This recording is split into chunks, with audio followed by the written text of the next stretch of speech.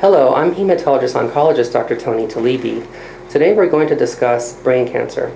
I have the pleasure of being with Dr. Ron Benveniste, Assistant Professor of Neurosurgery at the University of Miami, who specializes in brain tumors, and he's done his training at the very prestigious MD Anderson.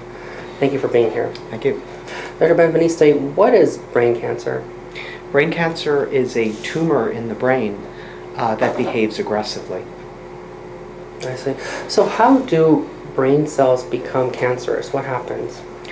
Nobody knows for sure, but they have to do two things. One is that the cells that make up the tumor have to escape from the normal physiologic controls on their growth. They have to be able to grow out of control.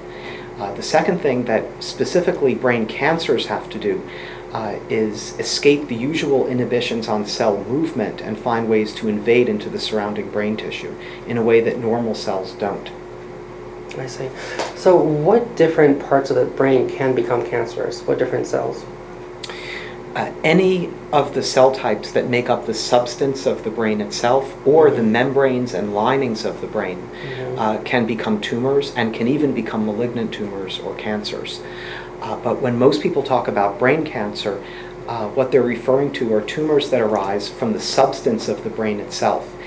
And nobody is sure exactly what cell types these are. Under the microscope, they look like glial cells, which are the supportive cells that protect and support the functions of nerve cells. And for that reason, most people call them gliomas. But biologists are not 100% sure what's the actual cell type of origin. Some people even think that these come from what are called stem cells within the brain. I see. So, I think we should focus on gliomas, but just let's backtrack. What is a meningioma? That is so common. A meningioma is a different type of tumor. It's almost always benign, although aggressive or malignant meningiomas can form. And the meningioma grows not from the brain itself, but from the membranes that cover the brain. So whereas a glioma grows from the inside of the brain, the meningioma grows from the outside of the brain and pushes in on the critical structures of the brain. I see. So as you said, you alluded to gliomas are the majority of the brain tumors. Would you please explain what different types of gliomas one can have? Gliomas are divided both by their aggressiveness based on how they look under the microscope and sometimes how they behave clinically. And they're also divided up by the morphology, the appearance of their cells under the microscope. And these distinctions are important both for predicting how individual patients will do with their tumors, but also for choosing appropriate treatments. Gliomas are divided into low, intermediate, and high degrees of aggressiveness. There are a subset that actually don't behave very aggressively at all. There's a subset that grow slowly but infiltrate into the brain and progress slowly over the course of many years, and these are what we call low-grade gliomas. There are also intermediate and high-grade gliomas, and the highest or most aggressive grade is the glioblastoma. Within those categories of aggressiveness, gliomas are divided into what are called astrocytomas, which have a particular morphology under the microscope with spindle-shaped or full cells, into oligodendrogliomas, which have a cell that has a typical appearance with what we call clearing of the cytoplasm on histologic sections, and a very delicate network of blood vessels that grow in the tumor. And there are more unusual types of gliomas, like ependymomas, that are thought to arise from the cells that line the ventricles, the chambers in the center of the brain. I see. The glioblastoma multiforme is what I see the most and what my patients ask me about the most. Could you please elaborate more about that? The glioblastoma is unfortunately the most common of the gliomas that's encountered in adults. It's an aggressive tumor that grows from the brain itself, and it's treated with combinations of surgery, chemotherapy, and radiation treatment. I see. So that's the highest grade tumor in terms of gliomas? It's the most aggressive of the gliomas. I see. And what are some typical symptoms that a patient might have if they have a brain tumor? Sometimes in this day and age when CAT scan and MR imaging is so common, many of our patients with brain tumors actually have no symptoms at all, or very mild, nonspecific symptoms that may not even be due to the tumor. And many tumors now are discovered during workups for other things, CAT scans or MRI. But when the tumors do create symptoms, the symptoms usually come from one of two sources. First of all, the tumor can put pressure on or invade or destroy specific parts of the brain. And since different parts of the brain have different physical functions, tumors can cause what are called focal neurologic signs or symptoms. So for example, a tumor which is growing in the part of the brain that controls movement on the right side of the body could cause weakness on the right side of the body, or seizures that involve the right side of the body. There's another set of symptoms that brain tumors cause when they get big enough, and that is signs and symptoms due to high pressures in the head. Headaches, vomiting, and visual problems are the most common. Sometimes a patient's personality can change when they have a brain tumor, and that's very distressing to the family. Why does that happen? It depends on the tumor and where it grows. Very often, tumors that grow in particular parts of the brain that are important for personality and thinking can actually cause personality and memory changes as the very first signs of the tumor. For example, meningiomas, benign tumors that grow in the frontal lobes of the brain, can actually cause patients to have very slowly progressive personality changes, loss of inhibition, and poor judgment for many years before the tumor gets big enough to cause other symptoms. Tumors that grow in the temporal lobes of the brain can cause problems with memory, and tumors that grow on the side of the brain that controls language, which is the left side for most people, can cause subtle problems with speaking and understanding that many times are interpreted by the people closest to the patient as personality or thinking changes. And this can go on for a long time before the tumor causes other symptoms that cause it to be discovered. In addition, the treatments that we offer patients with tumors, surgery on the brain, radiation treatments, and certain types of chemotherapy and other medicines that are given can cause changes in personality or thinking. And for reasons that we don't fully understand, malignant gliomas, like the glioblastoma, are associated with a very high probability of clinical depression, even more commonly than in patients with other types of very aggressive or malignant tumors. We don't fully understand why that is, and it may have to do with dysregulation of neurotransmitters in the brain. The good news is that that type of depression is actually very effectively treated by the same medicines that treat depression that's due to other causes. That's very interesting. I wasn't aware of that. So let's take a step back. Let's say for whatever reason a patient has been diagnosed with a tumor in the brain. What happens next with that patient? It depends on the type of tumor that we think it is, based on the patient's history and based on the findings on brain imaging. It also depends on how large the tumor is and where it is in the brain, and whether we think that it's causing any symptoms. It also depends on the patient's own condition and preferences, and what's important to patients and their families. I think that there's no one-size-fits-all approach. Every patient is different and every tumor is different. I see. So generally speaking, how do you decide whether one should even have a biopsy of that lesion? I think that if the diagnosis is unclear, and knowing the diagnosis will change the management of the tumor, whether it means just observing it over time or choosing treatment like definitive surgery or radiation or chemotherapy, I think that a biopsy is very important. Also, if the diagnosis is probable, if we have a lot of confidence in the diagnosis, but the treatments for the tumor are potentially dangerous or have risks, very often, even if we think we know what a tumor is based on the history and based on the findings on CAT scan or MRI, we still recommend a biopsy so that we can be confident that we're choosing the right treatment for a patient. I see. So oftentimes we prescribe steroids for patients with brain tumors. Why do we do that? How does that help? Again, for reasons that we don't fully understand, many, but not all brain tumors cause irritation of the surrounding brain structures. And one of the things that happens when that irritation occurs is that blood vessels in the area become leaky. And basically salt water leaks out of the blood vessels and into the surrounding brain tissue. It causes swelling of the surrounding brain tissue, and it can make patients have worse symptoms than they would have just because of pressure by the tumor.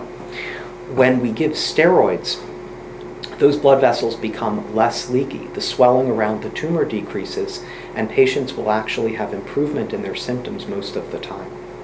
I see. What about anti-seizure medicines? Do you recommend that for patients? It's an area of a little bit of controversy in neuro-oncology among people who study brain tumors. Certainly if a patient has had a seizure, then I think most neurologists and neurosurgeons and oncologists would recommend that the patient take medicines to prevent more seizures in the future. There's a lot of debate about what to do with patients who have tumors in the brain but have never had a seizure. I think that for patients who have a single tumor in an area of the brain which is not likely to provoke seizures when irritated, I think that there's a growing consensus that the risks of starting patients on anti-seizure medicines outweigh the benefits. But every patient is different. Patients with more than one tumor, for example, with cancers that metastasize to the brain, patients with very large tumors where a large area of the brain is being irritated, and where a seizure could cause neurologic damage, and patients with tumors in certain very sensitive parts of the brain, like the temporal lobes, might benefit from taking seizure medicines even if they've never had a seizure. I see. So how do you decide whether you're going to operate on someone or not? I think that, as with the question about what to do with the patient with a brain tumor, there are many factors that go into our consideration. Certainly factors about the tumor. How big is it? Where is it located? Is it in a part of the brain where surgery can be done with a relative degree of safety? Will the surgery make the patient's symptoms better? Is the surgery important to reach a diagnosis so that other types of treatment can be chosen? What's the patient's general state of health and fitness to have a major surgical procedure? And what are the values and preferences of the patient and the patient's family?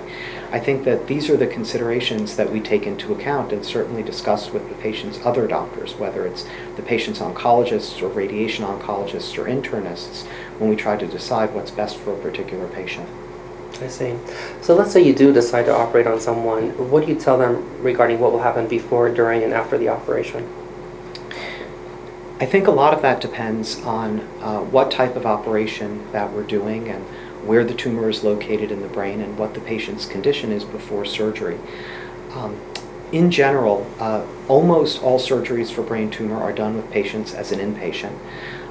And depending on the patient's general degree of health and ability to walk and otherwise perform the activities of daily living, most patients spend at least a few days in the hospital to recover after these surgeries. Beyond that, advising a patient on what to expect before and after surgery is really very different for individual patients. I see. Do you check an MRI right after surgery to see how the surgery went, or no? It depends on the type of surgery that was done. I think that it's very important for certain types of brain tumor surgeries. For example, resection of malignant brain tumors such as metastases or aggressive gliomas, that an imaging study be obtained within a very short period of time after surgery.